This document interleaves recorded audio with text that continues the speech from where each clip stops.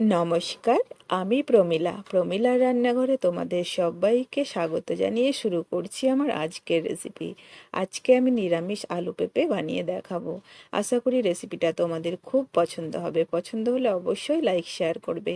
চলো দেরি না করে শুরু করি আমার আজকের আলু পেঁপে রেসিপি। প্রথমেই কিন্তু আলু পেঁপেটাকে আমি হালকা ভাপিয়ে নেব, তাই গ্যাসের মধ্যে কড়াই বসিয়ে দিয়ে দিলাম জল।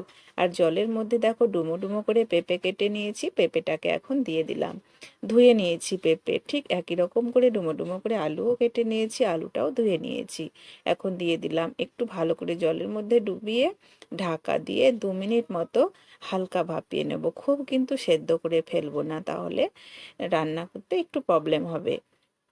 তো তোমরা দেখে নাও কতটা সেদ্ধ করেছি। হালকা একটু খালি খুন্তি ঢুকছে, মানে দেখে মনে হচ্ছে কাঁচাই আছে, অথচ কিন্তু ভাপানো হয়েছে খুব সুন্দর। তো যাই হোক, এখন কিন্তু নামিয়ে জল ঝরিয়ে নেব। এর থেকে বেশি কিন্তু আর সেদ্ধ করব না। আবারও গ্যাসের মধ্যে কড়াই বসিয়ে দেব, আর কিছু ভাজা মশলা আমি ড্রাই রোস্ট করব। তো গোটা মশলা দেখো নিয়েছি, তেজপাতা, শুকনো লঙ্কা, 1 চামচ ধনে আর 1 চামচ গোটা জিরে। এই গোটা মশলাগুলোকে আমি কিন্তু একটু রোস্ট করে নেব। আর শুকনো কড়াইয়ে এভাবে নাড়াচাড়া করে ভেজে নেবে, আর দেখবে খুব সুন্দর একটা গন্ধ বেরোচ্ছে, তখন বুঝে নিতে হবে যে মশলাগুলো ভাজা হয়ে গেছে। আর জিরে ধনের সঙ্গে লঙ্কা ভাজলে একটু দেরি হয়, তোমরা চাইলে আলাদা করে লঙ্কাটা ভেজে নিতে পারো। আর একসঙ্গে ভাজলে লঙ্কাগুলোকে একটু খুন্তি দিয়ে চেপে ধরে থাকবে, তাহলে কিন্তু খুব তাড়াতাড়ি ভাজা হয়ে যায়। তো যাই হোক, আমি কিন্তু একটু চেপে ধরে লঙ্কাটাকে ভেজে নিলাম। একসঙ্গে একটু প্রবলেম হচ্ছিল, এখন দেখো খুব সুন্দর ভাজা হয়ে গেছে সমস্ত কিছু। নামিয়ে নিয়ে এটা শুকনোই গুঁড়ো করে নেব খুব সুন্দর করে। আবারও গ্যাসের মধ্যে কড়াই বসিয়ে দিয়ে দিয়ে দিলাম সাদা তেল। আজকে সাদা তেল দিয়ে রান্না হবে। তেল গরম হয়ে গেছে, তেলের মধ্যে এখন গোটা গরম মশলা দিয়ে দিলাম। একটা আছে লবঙ্গ, একটা দারচিনি, 2 এলাচ ফাটিয়ে নিয়েছি, 1/2 চামচ দিয়ে দিলাম গোটা জিরে, আবারও একটা তেজপাতা আমি তেলের মধ্যে দিলাম। ফোড়নটা খুব সুন্দর করে ভাজা ভাজা করে নিলাম। এবার জল ঝরিয়ে রাখা আলু পেঁপে দিয়ে দিলাম। আলু পেঁপে দিয়ে একটু বেশ ভালো করে নাড়াচাড়া করে ভেজে নেব লালচে করে। আর ততক্ষণে তেজপাতাটা একটু হাত দিয়ে ভেঙে নিলাম। এবার মিক্সিতে এটা গুঁড়ো করে নেব প্রথমে। আর একটা কাঁচা মশলা বেটে নেব। আছে আদা, কাঁচা লঙ্কা, একটা টমেটো। ঝালটা নিজেদের মতো করেই দেবে। মশলাগুলো কিন্তু রেডি করতে করতে এদিকে আমার আলু পেঁপে খুব সুন্দর করে ভাজা হয়ে গেছে, তোমরা দেখতেই পাচ্ছ। এখন এর মধ্যে দিয়ে দেব বেটে রাখা কাঁচা মশলাটা, টমেটো, আদা আর কাঁচা লঙ্কা। আমি কিন্তু কাঁচা লঙ্কা এখানে 3টে দিয়েছি। ঝালটা খুব বেশি করব না আর খুব কমও করব না।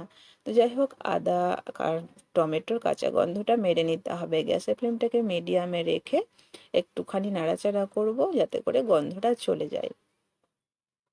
এভাবে না যদি আলু পেঁপে বানাও, ভীষণ সুন্দর লাগে। নিরামিষ দিনে মনেই হবে না যে আজকে নিরামিষ কিছু খাচ্ছি। খুব সুন্দর একটা গন্ধ বেরোয় আর খেতেই ভালো লাগে, সকলেই কিন্তু পছন্দ করবে। তো দেখো, এখন কিন্তু টমেটো আর আদার কাঁচা গন্ধ চলে গেছে। এখন এর মধ্যে স্বাদ মতো লবণ দিয়ে দিচ্ছি। খুব বেশি লবণ বা খুব কম লবণ দেবে না, ঠিকঠাক দেবে, তাহলে রান্নাটা আরো ভালো লাগবে খেতে। আর কালারের জন্য হলুদ গুঁড়ো দিয়ে দিলাম।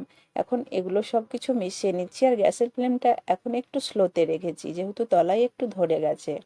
অল্প অল্প জল দিচ্ছি আর মিশিয়ে নিচ্ছি, এতে করে তলায় ধরে যাওয়া টমেটোটা উঠে যাবে সুন্দর। তো মিক্সি ধুয়ে জলটা আমি দিচ্ছি, তাহলে মশলাটাও কিন্তু নষ্ট হচ্ছে না। এখন একটু গ্যাসের ফ্লেমটা বাড়িয়ে দিলাম, যেহেতু জল দিচ্ছি পুড়ে যাওয়ার সম্ভাবনাটা কম। তো দেখো, অল্প জল দিয়ে খুব সুন্দর করে কষিয়ে নিতে হবে। যত ভালো করে কষানো হবে ততই রান্নার কালার আর স্বাদ কিন্তু দুটোই বাড়ে। সম্পূর্ণ জল দিয়ে দিলাম। এখন ভালো করে নাড়াচাড়া করে নিয়ে একটুখানি ফুটিয়ে নেব জলটা। ওপরে যখন তেল ভাসতে শুরু করবে, তখন বুঝে নেবে যে এটা কষানো একদম কমপ্লিট হয়ে গেছে। তো এখন দেখো, কষানো একদম কমপ্লিট হয়ে গেছে। এখন সেদ্ধর জন্য দিয়ে দিলাম জল।